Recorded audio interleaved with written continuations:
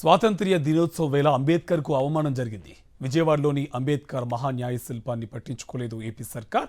15 August వేడుకల సందర్భంగా BR Ambedkar స్మృతివనాన్ని కనీసం లైటింగ్ ఏర్పాటు చేయలేదు. విజయవాడలోని బందర్ రోడ్డు, ఇందిరాగాంధీ స్టేడియంతో పాటు అన్ని ప్రభుత్వ కార్యాలయాలకు విద్యుత్ దీపాలంకరణ చేశారు. కానీ అంతెత్తున ఉన్న అంబేద్కర్ విగ్రహం మాత్రం ప్రభుత్వానికి కనిపించలేదు.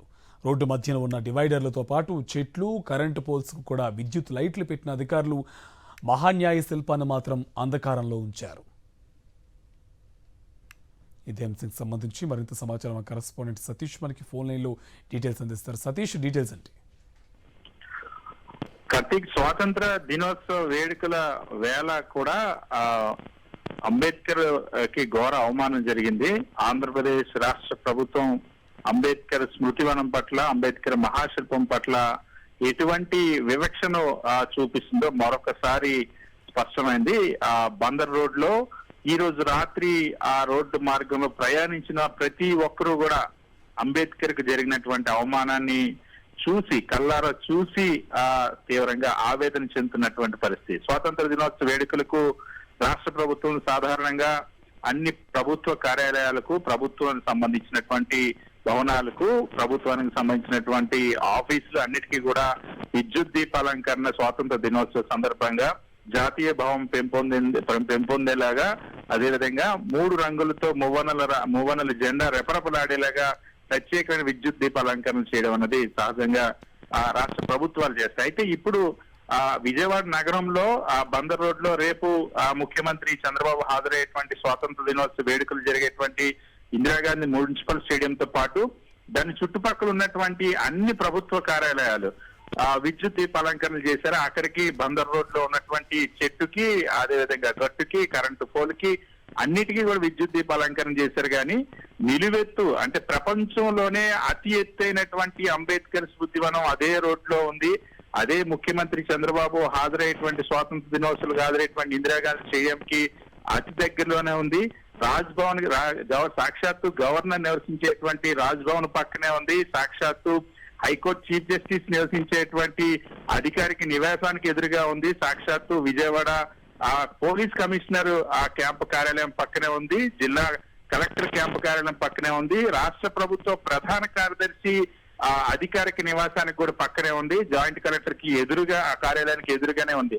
అయినప్పటికీ కూడా ప్రపంచంలోనే అతి ఎత్తైనటువంటి 200 అతి ఎత్తైనటువంటి అంబేద్కర్ మహాశిల్పాన్ని మాత్రం స్వాతంత్ర దినోత్సవ వేడుకల సందర్భంగా అలంకరించలేదు. ఒక్కటంటే ఒక్క విద్యుత్ దీప అలంకరణ కాదు కదా, కనీసం ఒక పూలతో కూడా అలంకరించినటువంటి పరిస్థితి. దేశంలోనే ఇటువంటి అంబేద్కర్ స్మృతివనం లేదు. ఇది పూర్తిగా ప్రభుత్వ ఆస్తి, ప్రభుత్వ స్థలంలో, ప్రభుత్వ నిధులతో, ప్రభుత్వ ఆధీనంలో నిర్మించడమే కాకుండా నిర్వహించబడుతున్నటువంటి అంబేద్కర్ స్మృతివనం ఇది. స్వతంత్ర భారతదేశం మనుగడ ఏ విధంగా ఉండాలన్నది దిశానిర్దేశం చేసినటువంటి డాక్టర్ బిఆర్ అంబేద్కర్ ని ఈ స్వాతంత్ర దినోత్సవ వేడుకల వేళ ఇంత ఘోరంగా అవమానించడం పట్ల సర్వత్రా విమర్శలు వెల్లువెత్తాయి. ఎందుకంటే ఈ అంబేద్కర్ మహాశిల్పం ఏదైతే స్టాట్యూ ఆఫ్ సోషల్ జస్టిస్ ని ప్రారంభించిన తర్వాత జరుగుతున్నటువంటి మొట్టమొదటి స్వాతంత్ర దినోత్సవ వేడుకలు ఇవి. ఈ ఏడాది జనవరిలో ప్రారంభించినటువంటి అంబేద్కర్ మహాశిల్పానికి సంబంధించిన తర్వాత వచ్చిన మొట్టమొదటి స్వాతంత్ర దినోత్సవ వేడుకలు. స్వాతంత్ర దినోత్సవ వేడుకలప్పుడు మన దేశం కోసం త్యాగాలు చేసిన వారిని, మన దేశంలో దేశ అభివృద్ధి కోసం కృషి చేసిన వారిని, మన దేశానికి గొప్ప గొప్ప సేవలు అందించిన వాళ్ళందరినీ కూడా స్మరించుకుంటాం. కానీ ఆంధ్రప్రదేశ్ రాష్ట్ర ప్రభుత్వం, ముఖ్యమంత్రి చంద్రబాబు ప్రభుత్వం మాత్రం సాక్షాత్తు డాక్టర్ బిఆర్ అంబేద్కర్ ఆ స్మృతివనాన్ని, అంబేద్కర్ విగ్రహాన్ని కూడా పూర్తిగా నిర్లక్ష్యం చేసిన పరిస్థితి, వివక్ష చూపినటువంటి పరిస్థితి. ఇప్పటికే అంబేద్కర్ స్మృతివనం పైన ఇటీవలే దాడి జరిగిందే. వారం రోజులు కూడా తిరక్క ముందే మరొకసారి అంబేద్కర్ పట్ల వివక్ష ప్రదర్శించింది. ఈ రాష్ట్ర ప్రభుత్వమే వివక్ష చూపినట్టు అర్థమవుతుంది. ఎందుకంటే ఇది పూర్తిగా అటు ఏపీఐఎస్సీ కానీ, ఇటు జీవీఎంసీ కానీ అక్కడ విజిటర్స్ వస్తే వాళ్ళ దగ్గర డబ్బులు వసూలు చేసుకొని వాళ్ళ దగ్గర నుండి విజిటర్స్ ని వచ్చేటువంటి సందర్భం రేపు కూడా పెద్ద ఎత్తున విజిటర్స్ వస్తారు. అలాంటి ఆ సందర్భంలో రేపు విజిటర్స్ వచ్చినా సరే, ఎవరు వచ్చినా సరే ఇప్పుడు బందర్ రోడ్ లో ఎవరు వెళ్ళిన బందర్ రోడ్ లో వెళ్ళినటువంటి అక్కడక్కడ మొలిచినటువంటి ముళ్ళ తుప్పలకు కూడా విద్యుత్ దీప అలంకరణ చేశారు. అటువంటి కరెంట్ పోల్స్ విద్యుత్ దీప అలంకరణ చేశారు. అక్కడ ఉన్నటువంటి చెట్లకు విద్యుత్ దీప అలంకరణ చేశారు.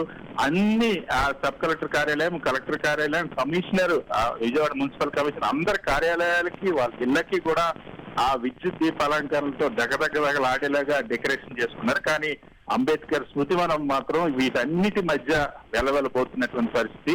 ప్రపంచంలోనే అతి ఎత్తైనటువంటి అంబేద్కర్ మహాశిల్పం ఉన్నప్పటికీ కూడా అక్కడ విద్యుత్ దీప అలంకరణ లేకపోవడం పట్ల సర్వత్రా విమర్శలు జరుగుతున్నాయి. Thank you Satish.